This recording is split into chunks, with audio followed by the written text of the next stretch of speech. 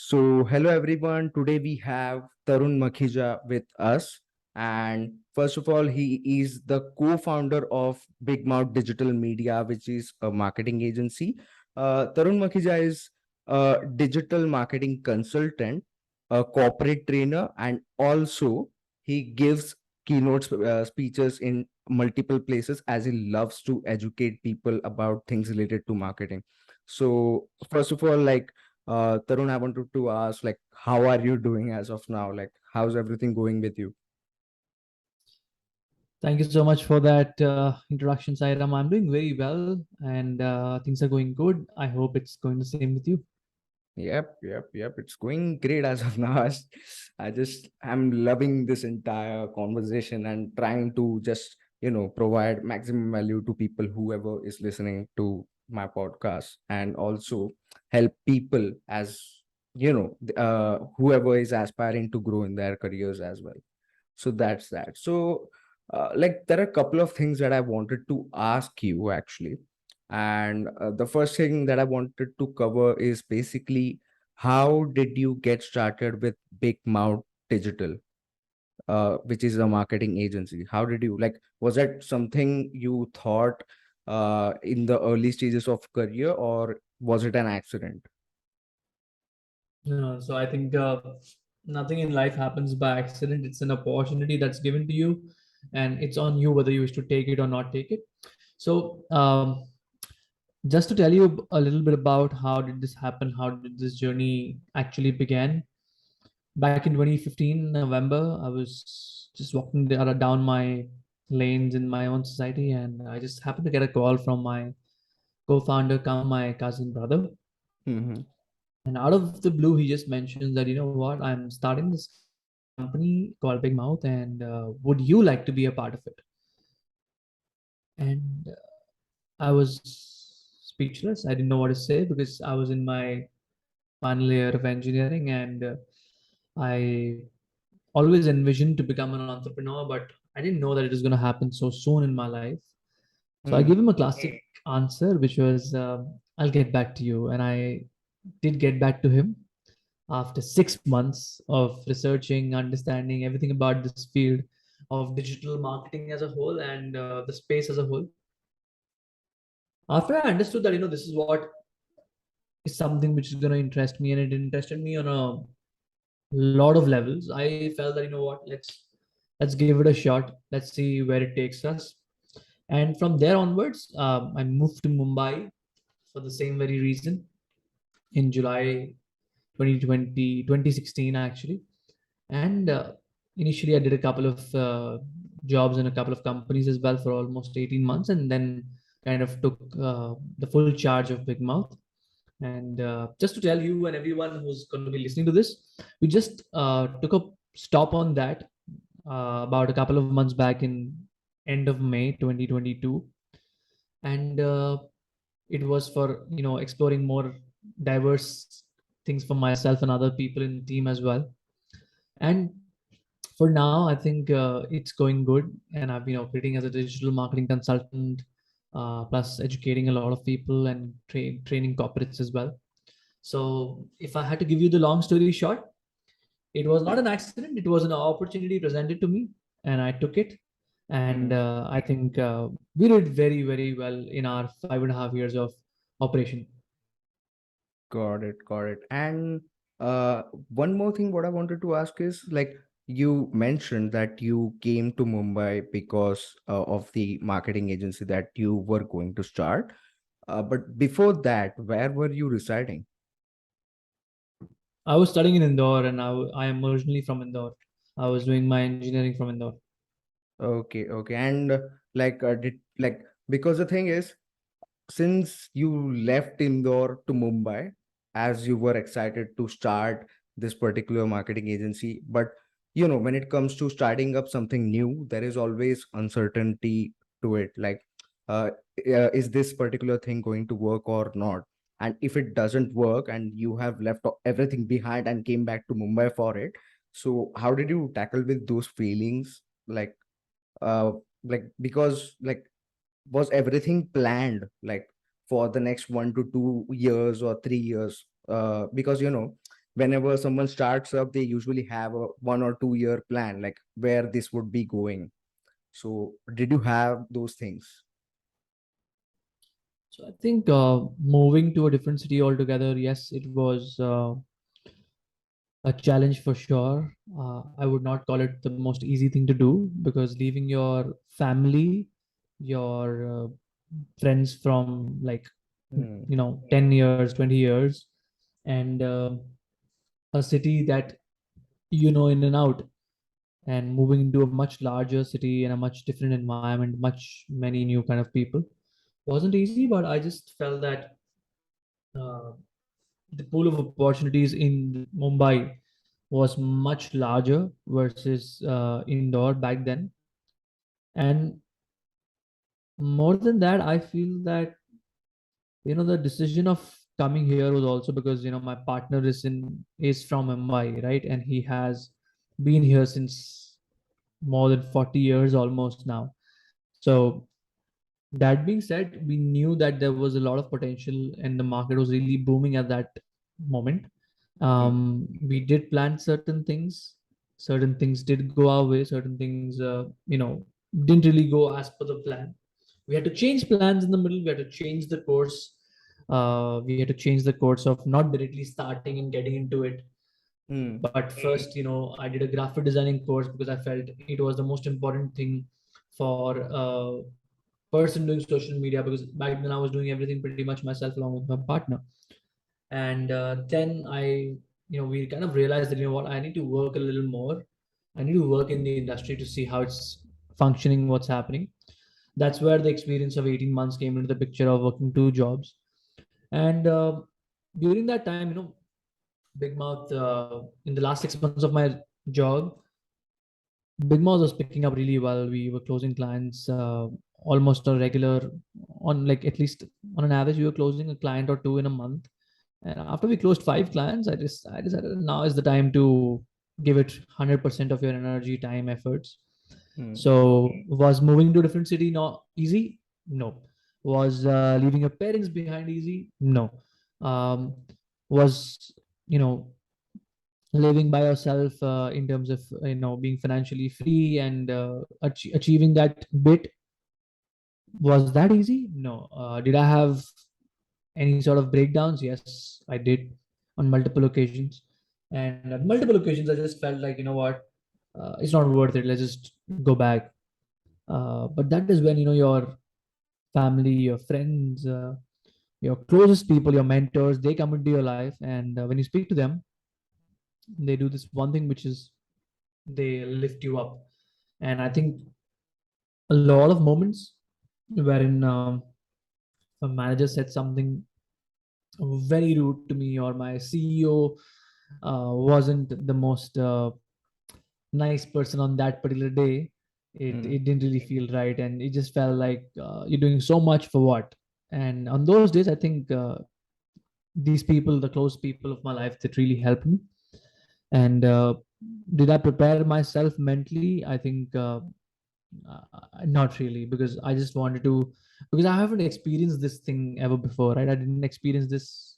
I've never lived outside of my house in the first 20, 22 odd years of my life. And moving to the city was a new challenge, interesting one, beautiful one, new experiences, new people.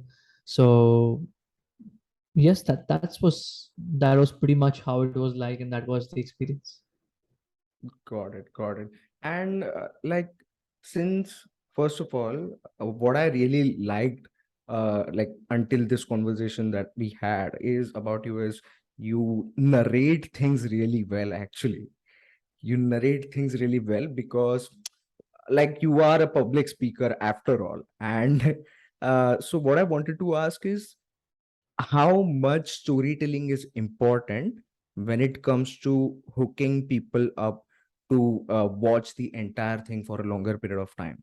So like, did you learn this after like speaking in front of people many times, or did you do a course or something like that? So, with respect to answering the last question, which is, did I do a course? No. Have I Hmm. learned it anywhere? I don't think so. I haven't. With respect to how much is storytelling important, I think storytelling as a whole is the most amazing thing that you can do in your content, whether it's a written form of content, whether it's an only audio or a video form of content, right? If that is what you were referring to, right? Content Yeah, as a whole. yeah, Um, See, there's a thing, right? With humans, we were born and told only one thing, which were stories. As kids, we were told stories. We grew up, we were told stories. So we love stories as a species. We love stories. And one thing which we don't like or we hate is suspense. And when you are able to tell and narrate a story which can intrigue the audience, kind of get their attention with you and hold that attention. Uh, Holding is again a part wherein you have to play the role, and then give the suspense away in the very very end, because you've been waiting, you've been keeping them waiting for something. So I think I tweeted about this a while ago, which was storytelling is the most underrated thing in content creation. If you are a storyteller, you are a content creator already. You just need to have uh, the other skills, which are editing and putting it all together. So I feel it is the most important thing. Should you learn it? mm, Yes, I have also, I used to listen to a lot of speeches by a lot of different people, right from actors to visionaries to leaders. I've listened to speeches of Steve Jobs, Arnold Schwarzenegger. yeah, I've heard Brian Tracy talk sometime. I've also seen how Shah Rukh Khan was giving a speech as well. I've also seen how Zakir Khan delivers his jokes as well. How do they land in the audience, and how he captures their attention by some brilliant storytelling, because that's what he does in his comedy. It's purely storytelling. right. um so observing these people and kind of one thing which I would say that I have is just I just can make a conversation and hold a conversation with people. That's something which I've been doing since a lot of time, and I just happen to find a common topic which we both can conversate about. Mhm. So I think from there onwards, it just kept on growing on me, and I just kept becoming better at it, because uh, I could realize as to what is it that people are loving right in front of me, whether it was an offline session or an online session, which is even more difficult to grab the attention. Specifically, it's an online one, even difficult than content, because content is 30 seconds, 15 seconds, 1 minute, 10 minutes, 20, 30. Sessions are Mm, usually 60 minutes or more, minimum 60 right, minutes or more. And that is where you have to grab the attention of the audience. You have to speak with in ways wherein you're modulating your voice, you're doing some things which make them feel a part of this, rather than just another boring session. Not that, right? So I think storytelling is been there with me. It's there in content, it's there in delivering a speech, it's there in delivering a session. It's everywhere. It's literally everywhere. got it, got it. And like I saw your LinkedIn profile as well. And I saw that you are active on like multiple places and you are basically mentoring people and educating them. And the question that I had in my mind is, how does this guy has enough time to do it? Because you are a founder who is managing your entire agency. Okay, that's one thing. The second thing is you are like there 4 to 5 different places and being a mentor in those places. So I'm like, how does this guy is even managing those things? And also I'm sure that there are a lot of people who want to become mentors as well. Yeah, they have experience but they don't know how to get started with it. So what do you have to say on those things? So with respect to one thing that you asked, which was being a founder and taking so many mentorship sessions or education as a whole, uh, during the entire tenure of BigMouth, until May 2022, like I told you. I made sure that my work never gets suffered because of my passion. Because my passion is digital marketing, right? And that's what we were doing in our agency. And the same thing I was then extending in teaching: digital marketing, personal branding, and content creation. That's primarily three things that I was teaching as well. I made sure that I take up these sessions post work, which were after 7:38, right? I made sure that I was not engaged on all the days of the week. I made sure I was engaging majorly on weekends or a couple of weekdays, that too for a couple of hours, not a lot of hours. Mm. Uh, I was making a conscious choice as to which ones do I need to take up in the next couple of months, in the next month as well, because I knew that I did not want my work to suffer. And we did a splendid job. And I think with respect to work, uh, as a leader, you have to create more leaders. I was fortunate enough to be able to create those, and having created those, I think it was the trust that I had on them, plus the reviews that we were doing on a consistent daily basis, almost about every important aspect. Let's say even if it's a pitch or a campaign or a strategy or a report, whatever, wherever my involvement was required. So number one, I made time for these passion-based things. Number two, it was creating a solid foundation, solid team who could do this bit. And number three, I think if you really love something, I think you will make time for it and you will manage it some way or the other, right? It's like how when we were young, we used to make time for all these activities like cricket, football, playing with friends. That's it. And today also I do the same thing. I do take make time for those things as well.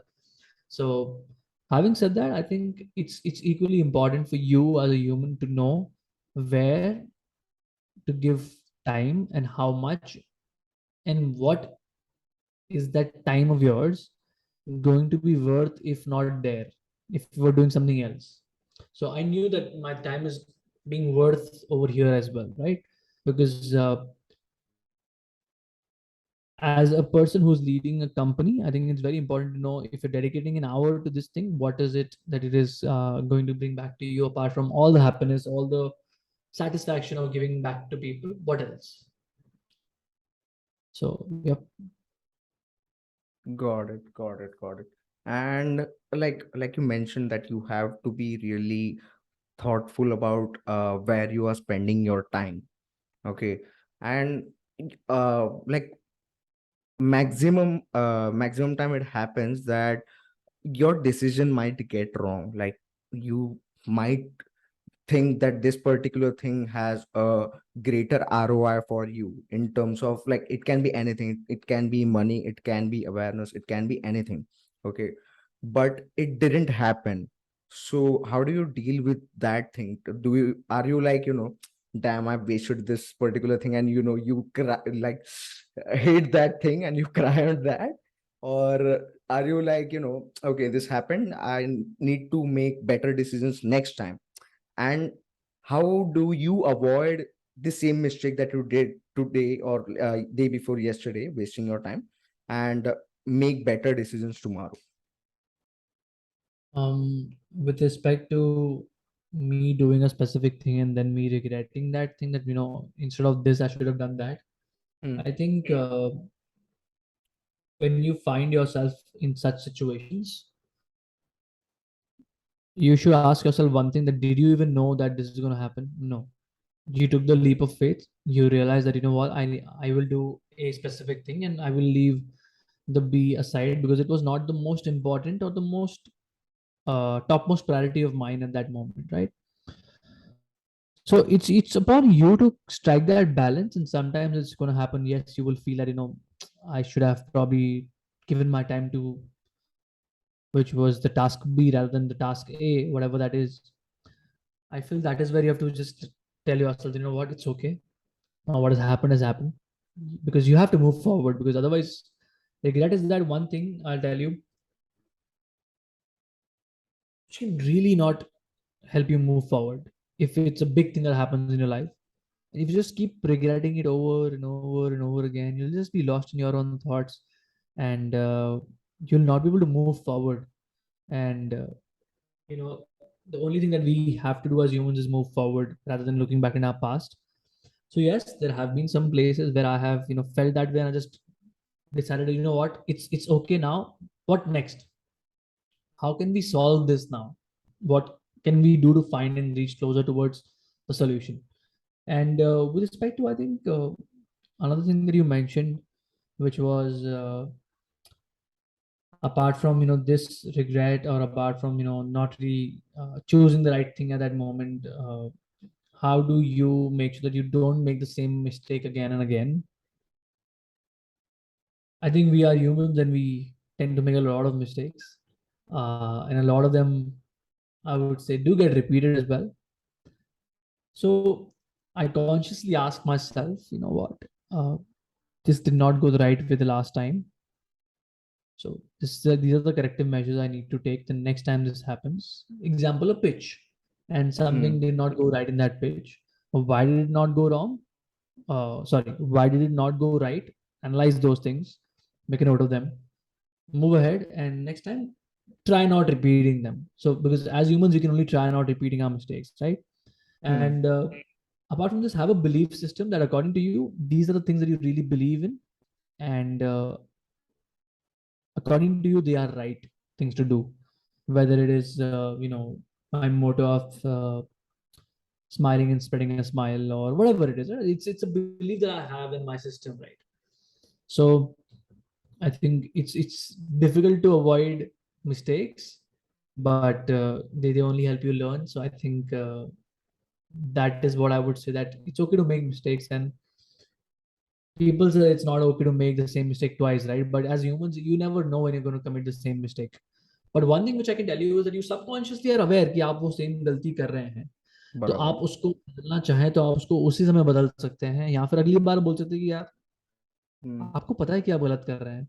और Hmm. आपका दिमाग ना बहुत बहुत ही amazing tool है, बहुत ही amazing चीज है आपकी लाइफ में. बिकॉज वो आपको हमेशा से बोलेगा कि यार ठीक है ना, आसान रास्ता ले लेते हैं, या फिर थोड़ा रिलैक्स्ड वाला रास्ता ले लेते हैं. Hmm. ये क्यों करना है? Because that's what the brain is going to tell you, but you have to tell your brain that, you know what, no, this is not what I want to do, I'll do this instead. So you have to like Hmm. command or be in control. Hmm. And not cheat code to not commit the same mistake twice. I have been guilty of committing a same mistake twice. So I just feel that the point I tell you, Hmm. wherein you subconsciously tell yourself, ये वापस से नहीं करना है हमको. And you have to stop Oh, it there in that moment itself. got it, got it. And the last question that I want to ask you is, like many times it happens कि आज मैं एक चीज पे believe कर रहा हूँ and कल शायद मैं वो चीज पे बिलीव ना करूँ जो मैं आज कर रहा हूँ. कल के दिन मेरे आज के जो चीज पे इतना भरोसा है वो चीज को लेके ओपिनियन मेरा चेंज हो सकता है कंप्लीटली. हाँ. एंड ये चीज जो है, for example, as you are a founder, you have your employees और the entire company dependent on you, because आपके वजह से काफी कुछ चेंजेस आ सकते हैं कंपनी के अंदर. तो ऐसा कभी हुआ है क्या कि एक सर्विस है जिस पे आपको लगता है अरे ये सर्विस को अगर मैं ऐसा ऑफर प्रपोजिशन रखूँ या कैसा ऐसे तरीके से एग्जीक्यूट करूँ तो ये काफी अच्छा चल सकता है. ऐसा आपने एक दिन ऐसा कंपनी में बोल दिया है, आपका जो भी जिसके साथ भी आप क्लोजली ये सब चीज कोऑर्डिनेट करके बात करते हो उसको आपने बोल दिया है. And next day you are like, नहीं नहीं नहीं ये चीज ऐसे नहीं ऐसे करते हैं. तो वो कंप्लीटली कॉन्ट्राडिक्ट हो गया अभी तो. एंड ये चीज से ना, अगर कैसा है कि ये चीज ज्यादा लोग को पता है कंपनी के अंदर, तो काफी लोग ऐसा होता है कि डाउट करने लगते हैं कि अरे हमें इस बंदे पे भरोसा करना भी चाहिए कि नहीं, ये बहुत स्पोरैडिकली डिसीजंस ले रहा है, ऐसे रैंडमली डिसीजंस ले रहा है ये. तो ऐसा होता है. तो वो मतलब क्या करना चाहिए जिससे कि आप डिसीजन भी चेंज कर रहे हो एंड लोगों को भी आप पे थोड़ा सा भरोसा मेंटेन्ड है एंड लोगों को ऐसा नहीं लगना चाहिए कि ये बहुत इम्पल्सिव है, वो कैसे डील करते हैं, मतलब क्योंकि ये चीज पे जजमेंट बहुत आते हैं कि ये स्टेबल है भी कि नहीं। So I think, to be honest with you, with respect to being a leader or a manager or a founder, wherever hmm you are in whichever company or your own company, hmm the first quality you need to have is you need to be very good with your decision making skills. Okay. And for example, let's say you took a decision, like you said, and you were pretty much convinced on that morning, and the very same day in the evening, you were just going back through the entire process of what you said, how did the people react, and what was your thought process when you were taking that decision, and you felt, you know what, probably we'll have to change this altogether.